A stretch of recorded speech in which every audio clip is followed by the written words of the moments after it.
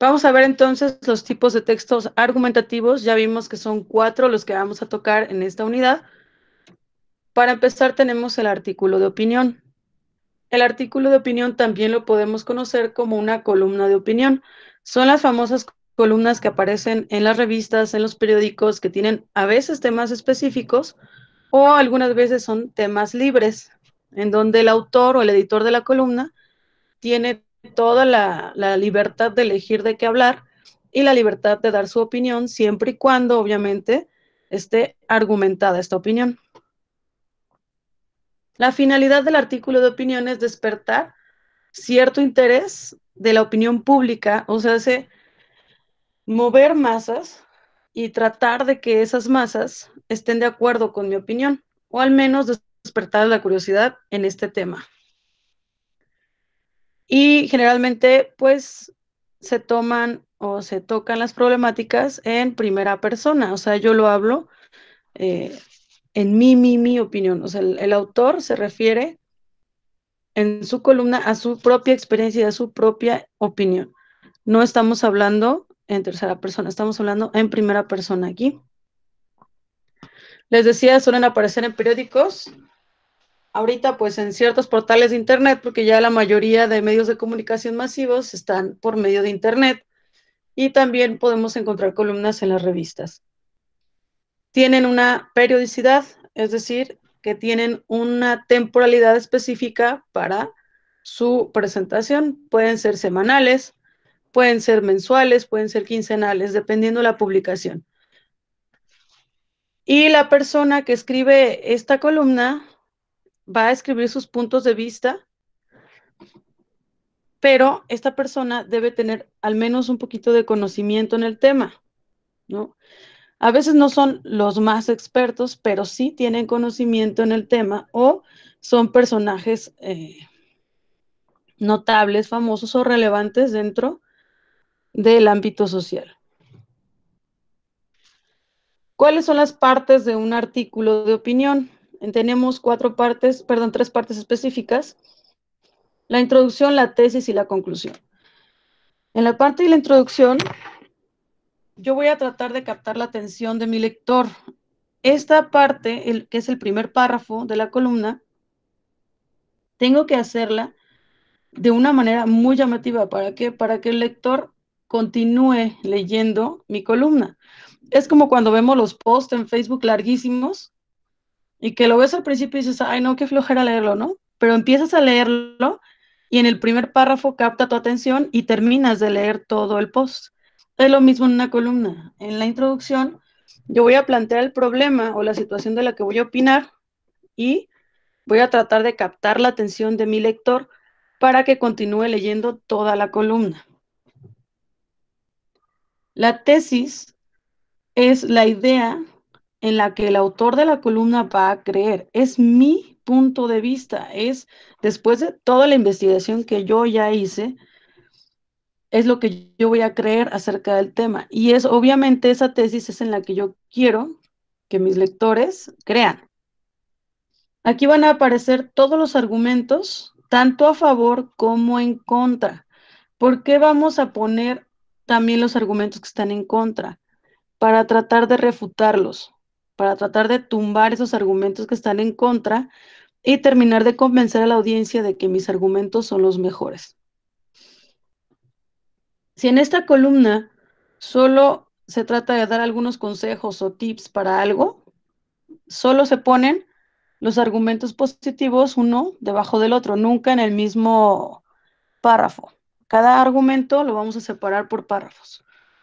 Si en la columna que yo estoy escribiendo, el tema es polémico y se presta para que haya argumentos tanto a favor como en contra de la opinión que yo estoy plasmando, pues ahí voy a ir argumento por argumento, su parte positiva y su parte negativa, separados por párrafo también, pero uno detrás del otro. Si yo estoy hablando, por ejemplo, del aborto y voy a empezar argumentando la cuestión médica, voy a hablar primero de las cuestiones positivas de un aborto asistido y legal y luego voy a hablar de unas cuestiones negativas del aborto para refutarlas, ¿sale? Pero una encima del otro, o uno enseguida del otro. Si estoy hablando de argumentos médicos positivos, enseguida de eso voy a poner los argumentos médicos negativos. Si voy a poner argumentos religiosos positivos, voy a poner argumentos religiosos negativos. Y así sucesivamente, ¿sale? Separados por párrafos. Siempre separados por párrafos. En la parte de la conclusión, lo que voy a hacer es dar ya como tal mi opinión personal de este tema que estoy escribiendo. Ya la conclusión mía como escritor de la columna, después de todos esos argumentos, después de contraargumentar y de refutar los argumentos negativos o los que se oponen a mi idea, ya voy a echar el boom de mi idea, de mi opinión personal, de la que quiero que las demás personas agarren y adopten como suya. Acuérdense que en la parte de textos argumentativos, el punto o el objetivo de estos textos es convencer a los demás, ¿sale? Es convencer, por eso voy a usar argumentos. Entonces aquí, aparte de dar mi opinión personal, yo voy a motivar al lector a tomar acción. Es decir, retomo el tema del aborto. Si yo, en mi opinión personal, estoy a favor de un aborto asistido y legal, yo aquí voy a motivar al lector para que se una a mi ideología, ¿vale? Para que apoye ese aborto asistido y legal. Es un ejemplo. Voy a usar todo el montón de argumentos en mi tesis para que al final, al dar mi conclusión, yo pueda motivar al lector a unirse a la causa, ¿vale? O a unirse a mi tipo de ideología, dependiendo del tema que yo esté tratando. Ok, siguiente tipo de texto que tenemos es la reseña. La reseña es es una narración breve y compendiosa. ¿Por qué la reseña es una narración breve y compendiosa? Porque vamos a hacer un análisis completo de toda una obra creativa, una obra científica, de un libro, alguna cuestión audiovisual, una película, algún disco, etcétera. Y lo vamos a publicar, ya sea en algún medio de comunicación o a nivel académico, a nivel escuela. Pero, aunque es breve, es compendioso porque aquí vamos a meter muchísimos argumentos para nosotros poder justificar la crítica que vamos a hacer, porque en la reseña vamos a hacer una crítica, ya sea que sea una crítica positiva o ya sea que sea una crítica negativa hacia esta obra científica o hacia esta obra de algún tipo de arte. En la reseña vamos a describir o resumir todos los aspectos más salientes o sobresalientes de un texto o del contenido audiovisual. Acuérdense que puede ser también de algo audiovisual o de algo auditivo, de un disco, etcétera. Vamos a poner todo lo sobresaliente, todo lo bueno o todo lo muy malo. Para que el lector cuando lea nuestra reseña sienta que ya vio esa película, que ya leyó ese libro, aunque no sepa el final. O sea, que más bien vamos a hacer que nuestro lector conozca esa obra todavía antes de siquiera verla o leerla. Trataremos de que el lector o de que la persona que va a ver esta película o que va a escuchar este audio o este disco ya sepa de qué se trata, pero sepa prácticamente el 100% de qué se trata. Nada más no vamos a meter spoilers del final o de los desenlaces. Ese texto es un tipo de texto descriptivo o informativo que puede despertar el interés para ver esta obra o para no verla. Les digo, aquí tenemos que argumentar bastante porque vamos a hacer una crítica directa a una obra creativa o una obra científica. O sea, vamos a estar cuestionando al autor de esa obra. Entonces, tenemos que hacer un buen análisis y plasmar muy bien nuestra opinión. ¿Para qué? Para tratar de que las personas vayan y vean esa película, lean ese libro o de plano nunca lo abran o nunca se paren en el cine porque va a ser una pérdida de tiempo. Entonces, una reseña va a ayudar a la persona a decidir si ver o no ver, si leer o no leer, si hacer o no hacer ese tipo de artículo, etcétera. Voy a tratar de convencerlo o de disuadirlo. ¿Cuáles son los componentes de la reseña? El medio de información. Este medio de información pues va a presentar elementos básicos sobre la obra. Vamos a resumirla. ¿Se acuerdan del tipo de textos que era la sinopsis? En esta parte de la reseña vamos a hacer una sinopsis de la obra. Y después viene la forma de expresión. Aquí en la forma de expresión yo ya voy a plasmar mi valoración, la opinión, el análisis o la crítica o juicio personal que yo hago de esta obra. Les decía, puede ser positivo o puede ser negativo, pero siempre debe estar sustentado. Si a ustedes no les gustó una película, tienen que decir por qué no les gustó esa película con buenos argumentos, ya sea la parte musical o la parte de la fotografía, o no tiene un guión claro, no es coherente, etcétera, ¿no? O sea, vamos a tratar de argumentar todo lo que nosotros estemos criticando de esa obra. Características. Número 1, apela a la objetividad. ¿Qué es la objetividad? Es cuando, a pesar de que nosotros tenemos prejuicios, siempre vamos a decir la verdad. Por ejemplo, si a mí me dicen en la iglesia a la que voy, que no vaya a ver nunca la película del crimen del padre Amaro, porque atenta, talala, shalala, ¿no? Que te den todas sus razones. Y tú vas creyendo que esa película es mala ya porque ya te la platicaron o ya te dijeron más o menos de qué trata. Pero llegas a la película, la ves, la analizas y siendo objetivos, te das cuenta de que tiene veracidad en muchas cosas y que no era lo que te decían. Entonces, al momento de hacer la reseña, tú en lugar de guiarte por tus creencias religiosas, ¿qué vas a hacer? Ser objetivo. Decir, según lo que analicé y lo que vi en esta película, tal cosa. No guiándote por tus prejuicios. ¿Sale? ¿Entendimos esa parte? Objetividad es que mis prejuicios, mis creencias y los valores que a mí me inculcaron no se metan en una crítica argumentada de una obra, tanto audiovisual, de una obra literaria o de una obra científica. Esta reseña siempre la vamos a expresar en tercera persona. Siempre en tercera persona. No vamos a decir yo, digo yo, opino yo. Siempre vamos a expresarla en tercera persona. Vamos a utilizar casi todos los prototipos textuales, es decir, habrá una narración, habrá descripciones, exposición y obviamente la argumentación. No puede faltar nunca la argumentación. Y por último, vamos a hacer un análisis de la obra en cuestión. Ya les decía, un análisis objetivo, no subjetivo. Yo no me voy a guiar por mis creencias y mis valores personales. Voy a ser totalmente objetivo. Las partes de la reseña. Como tal, al redactar la reseña, tenemos 3 partes principales, pero ya si las desglosamos un poquito, vamos a tener 6. Las 3 partes principales o los cuerpos de los que yo me tengo que basar para redactar una reseña es, número 1, la ficha bibliográfica o técnica. ¿Cómo voy a saber cuándo voy a usar una bibliográfica o cuándo voy a usar una técnica? Pues fácil, el tipo de material que estoy analizando, el tipo de material que estoy criticando. ¿Cuándo va a ser bibliográfica? Cuando el material sea un libro, una revista, alguna publicación escrita.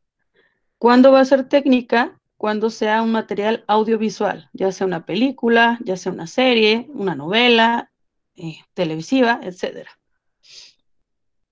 Las partes que tiene cada uno, pues la bibliográfica vamos a tener autor, año, título completo, lugar y editorial del libro o de la obra.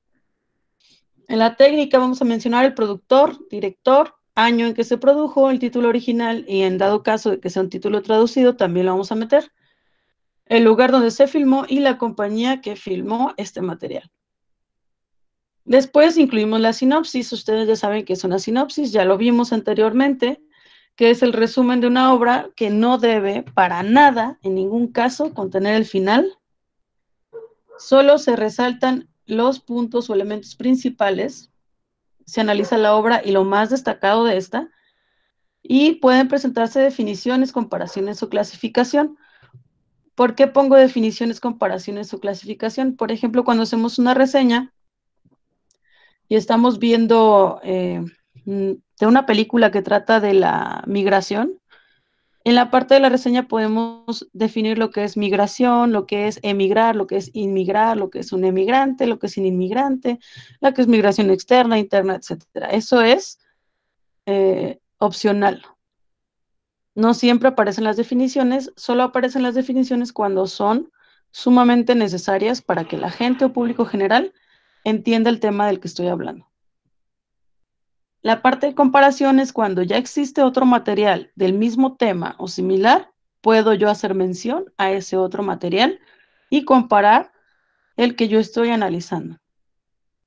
Y la clasificación, pues es la parte de si es apta para toda la familia, si es apta solo para mayores de edad, se recomienda para esta población, shalala. Eso también se agrega en esta parte de la reseña. Y por último, pues, la opinión argumentada, que es como tal la crítica de la obra que yo estoy haciendo. Ya les decía que debe ser objetiva. No debes exponer tu vida, tú como autor, aunque te identifiques muchísimo con la obra, no puedes usar tu vida privada para argumentarla. Y al final vas a colocar tu nombre completo cuando escribas tu reseña, o sea, el nombre completo del autor. Ya desglosadas, pues tenemos el título, el encabezado, el resumen, comentario crítico, conclusiones y el autor. Siguiente tipo de texto que tenemos es la caricatura política, que es un dibujo realizado con el fin de transmitir una opinión sobre la política, sus protagonistas y sus hechos de actualidad. Son una herramienta de libertad de expresión en la que se hace una crítica a través del humor. La caricatura política, vamos a aprovechar el sarcasmo, vamos a aprovechar la tirria que le decimos en México, vamos a aprovechar el humor ácido para resaltar alguna cuestión social que esté pasando en este momento. Las caricaturas políticas salen o son resultado de movimientos o cuestiones sociales actuales, ¿sale? ¿Y qué vamos a hacer? Vamos a burlarnos del gobierno, de sus políticos, de alguna situación social, por ejemplo, ahorita hay muchísimas caricaturas políticas acerca del coronavirus, ¿no? Vamos a tomar esos hechos y a resaltar cuando algo no está bien o cuando algo no es correcto y a tratar de plasmarlo con humor. ¿Cuáles son las características de estas caricaturas políticas? Ya les decía, tratan hechos de la actualidad, deben ser hechos reales y vamos a usar obviamente metáforas y sarcasmo para tocar estos hechos reales. Vamos a señalar los problemas y las discrepancias, o sea, las diferencias de opinión en alguna situación determinada. Ojo, situaciones sociales, políticas, ¿sale? Sociales y políticas. Vamos a utilizar recursos paralingüísticos, que son, que aparte de los literarios, vamos a exagerar esas características de la situación o de los personajes. Si se fijan, por ejemplo, en la caricatura que les pongo aquí de Andrés Manuel López Obrador, tiene una cabezototota, casi del tamaño del cuerpo, y están muy exagerados sus rasgos físicos. Eso se le llama hipérbole, ¿sale? Cuando exageramos rasgos, exageramos cuestiones, le decimos hipérbole. Estos rasgos no son para distorsionar la realidad, para nada. Lo que buscamos es poner de manifiesto cuando algo es absurdo y que la gente no se da cuenta, por ejemplo, o algún sector de la población no se da cuenta. Entonces lo exageramos para que se vea la realidad de lo absurdo de este hecho o de lo absurdo de esta cuestión. Y además, pues podemos usar símbolos o alegorías, que es lenguaje simbólico. Va a tener una función crítica. Acuérdense que todos los textos argumentativos son para convencer o jalar gente hacia mi opinión y con eso poder, pues, hacer como un tipo de comunidad. Entonces, al criticar estas acciones, yo trato de que la gente entre a mi círculo de pensamiento o que estén de acuerdo conmigo a través de una caricatura. Son armas poderosísimas de la emancipación, del control político y de la toma de decisiones de los ciudadanos. ¿Por qué? Porque va a criticar y va a combatir hacia los personajes de la vida pública o de la vida social. Porque son armas poderosas de emancipación. Emancipación es cuando te vas a deslindar de una opinión o a deslindar de un hecho en el cual tú no estés de acuerdo. También esta palabra se utiliza, por ejemplo, cuando te vas a separar de tu familia legalmente. Una emancipación es separar, ¿sale? Es dividir o separar. Entonces, vamos a criticar y vamos a combatir los personajes de la vida pública, sobre todo políticos y personajes relevantes en la sociedad. Utilizamos la sátira y el humor ácido. Vamos a ridiculizar a los políticos para corregir sus errores o intentar corregir sus errores o hacerlos visibles completamente para todo tipo de personas. Recuerden que hay muchas personas en nuestra población que no toman un libro, que no leen las revistas, que no leen el periódico, que no se informan debidamente. Tal vez porque no entienden el lenguaje político, tal vez porque no entienden las situaciones sociales, pero si se los pones en una caricatura, es mucho más probable que lo entiendan, porque estás recalcando y remarcando lo absurdo de un hecho y puedes incluso motivar al pueblo para sublevarse contra un gobierno o contra una cuestión social a través de una caricatura. ¿Por qué? Porque pues, mucha gente del pueblo, les decía, no tiene esta, ¿cómo le podemos decir? Um, ¿Cómo podemos decirlo? Una palabra, no tiene acceso a muchas fuentes de información o de plano no entiende los tecnicismos o el lenguaje que a veces utilizan estas publicaciones.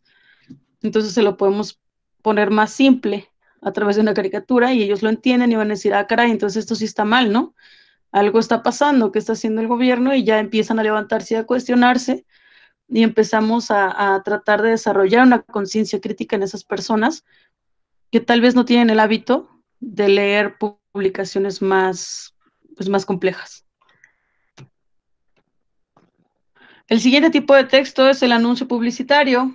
El anuncio publicitario es un mensaje que vamos a hacer con la intención de que las personas puedan conocer un producto, puedan conocer un hecho, puedan conocer un acontecimiento, un lugar, una persona, etcétera. Vamos a promocionar algo o alguien o algún lugar, ¿sale? Están encabezados a la promoción de esto algo o de este alguien y de algún producto, de algún servicio, etcétera. ¿Qué vamos a hacer con un anuncio publicitario o qué es realmente el anuncio publicitario? Pues un soporte visual. Es lo primero que va a ver la persona antes de adquirir o de querer adquirir un artículo o de querer votar por alguien o de conocer a un socialité o de conocer un pueblo. Un anuncio publicitario puede hacer que volteen a ver hacia esa cosa, servicio o persona. Y obviamente pues va a tener carácter publicitario. Vamos a tratar de que la persona adquiera ese producto, vaya a ese lugar, vote por esa persona, etcétera. ¿Cuáles son sus elementos? Empezamos con el balazo. Se le conoce como balazo a una frase cortita y que va a llamar la atención. Parece o pareciera un titular, pero es una frase muy corta. Algunas veces el balazo puede ser igual que el eslogan. Ahorita vamos a ver qué es el eslogan. Pero pues sintetiza la esencia de lo que yo quiero anunciar. Y si el balazo es llamativo, va a incitar a que la persona siga leyendo este anuncio publicitario. Seguimos con la imagen referencial. Esta imagen referencial puede ser el logotipo de la marca o puede ser un actor, un artista, una modelo, un lugar hermoso, dependiendo, perdón, obviamente, el tema que estoy tratando es mi imagen referencial. Aquí les puse un anuncio Sabritas que tiene dos imágenes referenciales. Tenemos un actor conocido y tenemos el logo de la empresa. Seguimos con el encabezado. El encabezado es como en los periódicos, va a ser la idea principal del anuncio, pero de una manera breve y muy concisa. Este elemento debe ser el más atrayente, tal vez, de todo el anuncio, porque de este va a depender que la persona siga viendo mi mensaje. El cuerpo del mensaje es donde voy a tener el corazón del anuncio. Aquí voy a decir todos los beneficios que va a tener adquirir ese producto, ir a ese lugar, tener ese servicio. Voy a tratar aquí de argumentar y convencer a la gente de que lo adquiera, de que vaya o de que vote, etcétera. Y pues, ¿qué va a hacer? Resumir la información de interés para el lector. El llamado a la acción son aquellas frases que vemos en estos anuncios de compra ahora, oferta válida hasta fin de mes, ¿no? Llame ya. Entonces, aquí vamos a indicar qué debe hacer la persona para adquirir el bien o servicio promocionado o para ponerse en contacto o unirse a alguna red social o a seguidores de alguna persona, etcétera.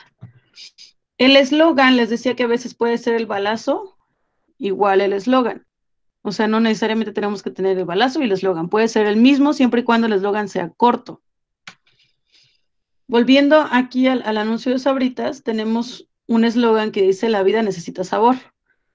En este caso, el eslogan está haciendo también el balazo, la frase que vamos a ver primero, ¿no? La más llamativa, la que me va a hacer voltear al anuncio. Entonces, esta frase característica de la marca generalmente es ingeniosa y es muy sencilla de recordar. Les puse esta también de Sabritas porque seguramente alguno de ustedes, o espero, no está tan vieja como para haberlo escuchado yo y ustedes, ¿no? Sabritas tenía otro eslogan que era muy, muy, muy pegajoso y te hacía estarlo repitiendo mucho. Antes de que tuviera La vida necesita sabor, Sabritas tuvo un eslogan que era a que no puedes comerte solo una. Por ejemplo, ese eslogan anterior no podía usarse como balazo porque es muy largo. Cuando es muy largo, no se considera un balazo. Ya es el eslogan y se pone con letras mucho más pequeñas, nada más para acompañar el anuncio. Por último, tenemos la información de contacto. Aquí vamos a tener datos de contacto para que en caso de que el cliente tenga alguna duda o alguna sugerencia sobre este servicio que yo estoy ofreciendo, este producto o sobre esta persona que estoy promocionando, se pueda comunicar para que lo atiendan de la mejor manera directamente con los que están llevando a cabo la campaña publicitaria o incluso con la empresa tal cual. Aquí vamos a poner teléfono, página web, redes sociales, etcétera. Todos los lugares donde podemos encontrar el contacto directo, ya sea con los que manejan la campaña publicitaria o con la empresa del producto o servicio que yo estoy promocionando. El siguiente tema que venía en esta unidad es la ampliación de vocabulario. Vamos a ver lo que son los tecnicismos, neologismos y arcaísmos. Empezamos con los tecnicismos. Seguramente ustedes cuando han ido al doctor o cuando han escuchado la conversación entre dos ingenieros o entre dos físicos y les ha tocado dos matemáticos, escuchan términos que ustedes no entienden. Incluso en su clase de química o en su clase de física o de matemáticas, pueden escuchar términos que ustedes no saben qué significan. Estos son tecnicismos. Los tecnicismos son palabras técnicas precisas y exactas que tienen un significado concreto dentro del vocabulario propio de un oficio, profesión, arte o ciencia. O sea, que están hechas especialmente para hacer referencia a una cuestión específica de esa área. Pueden conocerse algunas por algunos hablantes o por algunas personas comunes y corrientes, pero no pertenecen al dominio general, o sea, no las usamos de manera cotidiana. Un ejemplo, cuando vamos al doctor, ¿no? Hay muchísimos términos médicos que no entendemos. O, por ejemplo, si yo les digo, tengo cefalea, muchos van a decir, caray, pues, ¿qué es cefalea, no? O cefalia. Es más común decir, tengo dolor de cabeza, a decir, tengo cefalia. O, se me inflamó el oído y me duele. Y si yo digo, tengo una otitis infecciosa, ¿no? Obviamente, las personas que van a usar los tecnicismos son las personas que están dentro de ese ámbito o de esa área específica. Por ejemplo, En matemáticas pueden encontrar muchísimos términos, por ejemplo, polinomios, monomios, que cuando al principio que ustedes los escucharon no sabían ni qué era eso, ¿no? Son tecnicismos acordes al área de matemáticas. En química podemos encontrar todo lo que es de termodinámica, reacciones, un montón de términos, incluso los nombres de los elementos, que para ustedes pues, son palabras que no conocían. ¿Por qué? Porque solo los que están estudiando química o los químicos los utilizan. Entonces, los tecnicismos son aquellas palabras que yo voy a utilizar específicas y exclusivas de un área, profesión u oficio. Dentro de estos tecnicismos, van a hacer esta actividad, que también les voy a subir al rato. Esto está muy fácil, lo único que tienen que hacer es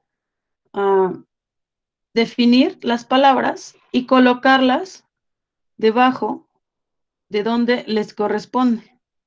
Por ejemplo, de informática, yo aquí en esta primera columna puedo rápidamente detectar microchip y software. Esos dos estoy segura que pertenecen a la parte de informática. Pero yo ya conozco casi todas estas palabras. ¿Por qué les digo que tienen que definirlas? Porque muchas de ustedes, muchas de estas palabras, ustedes todavía no las dominan. Entonces, lo ideal es que las definan primero, las busquen en su diccionario y luego se vayan y las coloquen en los campos a donde pertenecen. Aquí vemos también algunas de medicina, como diclofenaco, que es un medicamento. Tenemos también, por ejemplo, la hepatitis, etcétera, etcétera. Tenemos el PIB de economía, tenemos albacea de derecho, tenemos HTML de informática, óleo de pintura, etcétera. Ustedes van a tener que checar la definición de cada una de estas palabras y colocarla debajo de su área. Seguimos con los neologismos. Los neologismos son las palabras nuevas, las que vamos sacando y vamos incorporando recientemente a nuestra lengua, porque ya sea que hay una corriente nueva o hay algún, no sé, algún hecho que no tenía nombre y nosotros lo acabamos de inventar y le ponemos un nombre y la RAE dice, está bien, es aceptable, lo vamos a incluir en el diccionario.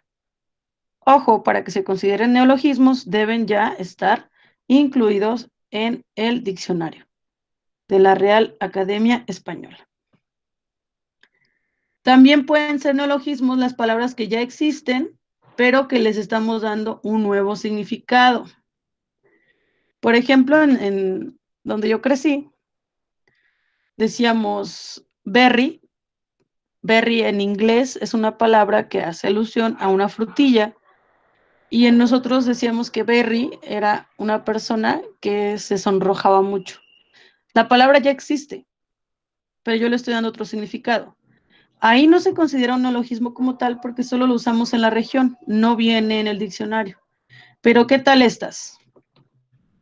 Hipster. Seguramente han escuchado la palabra hipster, que hace referencia a una subcultura popular. Aquí les puse la imagen de una persona considerada hipster. Gamer, que son aquellos que son aficionados a los videojuegos, ya se usa decirle, soy un gamer o es un gamer, ¿no? Ya están, todas estas que les pongo aquí ya están en el diccionario. Freaky, una persona que tiene aficiones raras o fuera de lo común. Follower, son los que te siguen en redes sociales. Crowdfunding es cuando te juntas con muchos amigos para financiar algo o para cooperarte y poder armar algún tipo de proyecto, es un crowdfunding. Y el famoso LOL. LOL se utiliza cuando alguien se ríe mucho y viene de laughing out loud en inglés, pero ya todos lo usamos como LOL. Estas 6 palabras ya son consideradas neologismos, ya se utilizan y son parte del diccionario. Por último, los arcaísmos. Los arcaísmos son palabras que por su forma, significado o por ambos ya no se usan, ya se consideran anticuados en una época determinada. Esto puede ser porque tal vez ya desaparecieron estos objetos a los que hacían alusión, o tal vez ya estas acciones ya no se hacen, por ejemplo, como en los que les puse aquí. Desmonterarse, quitarse el sombrero, ya ahorita en México, pues no toda la población utiliza sombrero, ya si acaso vemos a los señores en los ranchitos o en zonas muy, muy alejadas de lo urbano, utilizar sombrero. Aquí en la cuestión urbana, pues decimos, pues, fue a desmonterarse y te quedas así como, ¿qué? ¿Fue a hacerse qué? ¿No? Entonces, los arcaísmos son palabras que, aunque existen, ya no se utilizan. Y la mayoría de las veces no se utilizan porque el objeto al que hacían alusión ya no existe o ya no se usa, o el hecho al que hacían alusión ya no se practica. Aquí tenemos algunos ejemplos. Yo sinceramente no conocía estas palabras, por eso las puse, se me hicieron muy, muy graciosas, sobre todo eso de atacarse, que es abotonarse la camisa, el decir manque en lugar de aunque, el decir hay un ataúde en lugar de una aglomeración de gente, y desmonterarse, quitarse el sombrero, pues ya no se utilizan. Son arcaísmos, palabras que ya no utilizamos en nuestro léxico coloquial. Coloquial es aquel que usamos recurrentemente, que usamos de manera cotidiana. Dicen que si entendieron, que no hay dudas. Perfecto, chicos. Entonces damos por terminada la sesión de hoy.